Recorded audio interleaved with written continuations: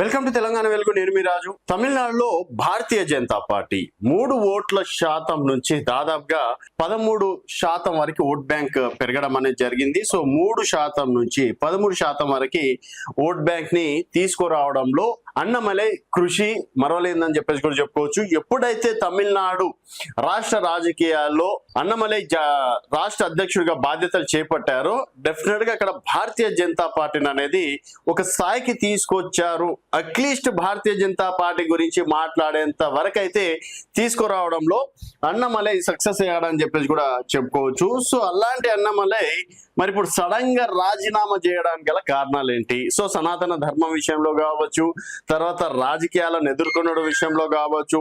So ఒక చదువుకున్న వ్యక్తి, గతంలో మంచి ప్రభుత్వ ఉద్యోగంలో మంచి పొజిషన్ లో ఉన్నటువంటి వ్యక్తి, సడన్ గా అలాంటి వ్యక్తి భారతీయ జనతా పార్టీకి వచ్చి భారతీయ జనతా పార్టీని ఎక్కడికో తీసుకెళ్లి సో ఎంపీగా పోటీ చేశారు. ఓడిపోయినప్పటికీ ఎంపీ ఎలక్షన్లలో భారతీయ జనతా పార్టీ 13-14% వరకు ఓట్ బ్యాంక్ ని తీసుకురావడంలో సక్సెస్ అయ్యారు. మరి అలాంటిది సడన్ గా అన్నమలైని తీసేయడం, రాష్ట్ర అధ్యక్షుడు పదవి నుంచి, తర్వాత ఎమ్మెల్యే టికెట్ కూడా ఇవ్వకపోవడం. సో అక్కడ ఏంటంటే అన్న డిఎంకే కావచ్చు, తర్వాత అన్నమలైకి పడలేదు. సో భారతీయ జనతా పార్టీ ఒంటరిగా పోటీ చేస్తే డెఫినెట్ గా భారతీయ జనతా పార్టీని ఒక 10 నుంచి 20 స్థానాలను తీసుకొస్తా అని చెప్పేసి కూడా ఛాలెంజ్ చేశారంట. మరి అది పెద్ద మనుషులు అది ఏం మాట్లాడుకున్నారో తెలియదు. సో ఓవరాల్ గా అన్నమలైని పక్కన పెట్టేశారు. సో ఎలక్షన్స్ వరకు కూడా అన్నమలై ఎక్కడా కూడా భారతీయ జనతా పార్టీ గురించి నెగిటివ్ ప్రచారం కావచ్చు, భారతీయ జనతా పార్టీ గురించి సైలెంట్ గా ఉన్నాడు. తన పని తను చేసుకుంటూ వెళ్ళడం అనేది జరిగింది. సో సడన్ గా అన్నమలై రాజీనామాకు బీజేపీ ఆమోదం తెలిపింది. రాజీనామాను ఆమోదించిన జాతీయ అధ్యక్షుడు నితిన్ నవీన్, అధికార ప్రకటన వెలువరించిన బీజేపీ ప్రధాన కార్యదర్శి అరుణ్ సింగ్. ఫలించని బీజేపీ పెద్దల బుజ్జగింపులు, తమిళనాడులో కొత్త పార్టీ పెట్టే యోచనలో అన్నమలై. సో మొత్తానికి అన్నమలై కొత్త పార్టీ పెట్టబోతున్నారు అని చెప్పేసి కూడా ఒక వార్తలు రాబోతున్నాయి. మరి అన్నమలై కొత్త పార్టీ పెడితే తమిళనాడులో విజయం సాధిస్తాడా అంటే డెఫినెట్ గా ఒక మార్క్ అయితే తీసుకొస్తాడు. ఎందుకంటే అక్కడ ఎంతసేపటికి డిఎంకే కావచ్చు, అన్న డిఎంకే పార్టీల మధ్యనే తగఫర్ ఫైట్ ఉండే. కమల్ హాసన్ లాంటి వాళ్ళు పార్టీ పెట్టారు, పక్కకు జరిగారు.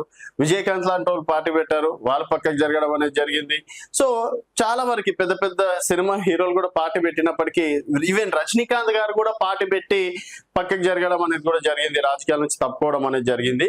సో విజయ్ రావడం 2 సంవత్సరాల్లోనే ఇటు డిఎంకే కావచ్చు, అన్న డిఎంకే ప్రభంజనాన్ని తట్టుకొని ఈరోజు సీఎం గా నెల రోజుల నుంచి కొనసాగుతుండడం అనేది కూడా జరుగుతుంది. సో ఇప్పుడు భారతీయ జనతా పార్టీ ఏంటంటే తమిళనాడులో ప్రాంతీయ భేదం ఎక్కువ. సో జాతీయ పార్టీలని అంత తొందరగా అక్కడ రానియదు. కాంగ్రెస్ లాంటి పార్టీలు కూడా పొత్తులతోటి అక్కడ ఏర్పాటు చేయడం అనేది జరిగింది, కానీ ఒంటరిగా కాంగ్రెస్ పార్టీ కూడా ఎప్పుడు గెలవలేదు అనుకుంటాను నాకు తెలిసి. సో అలాంటిది భారతీయ జనతా పార్టీ సిద్ధాంతాలు కావచ్చు, జాతీయవాదం కావచ్చు, సనాతన ధర్మం కావచ్చు, అవన్నీ తమిళనాడులో మాత్రం ఇప్పుడున్నటువంటి పరిస్థితుల్లో పని చెయ్యవు అని చెప్పేసి అధిష్టానం గుర్తించింది. సో మరి అన్నమలై రాజీనామా వెనక భారతీయ జనతా పార్టీ ఉంది. సో అన్నమలై తోటి ఒంటరిగా పార్టీ పెట్టించి విజయ్ని ధీటుగా ఢీ కొట్టడంలో అన్నమలై ప్రధాన పాత్ర పోషిస్తారు అని చెప్పేసి నిన్నమున్నటి వరకు వచ్చినటువంటి వార్తలు. బట్ అన్నమలై మాత్రం తమిళనాడు సెంటిమెంట్ తోటి సింగిల్ గా వెళ్తేనే తనకంటూ ఒక గుర్తింపు ఉంటది.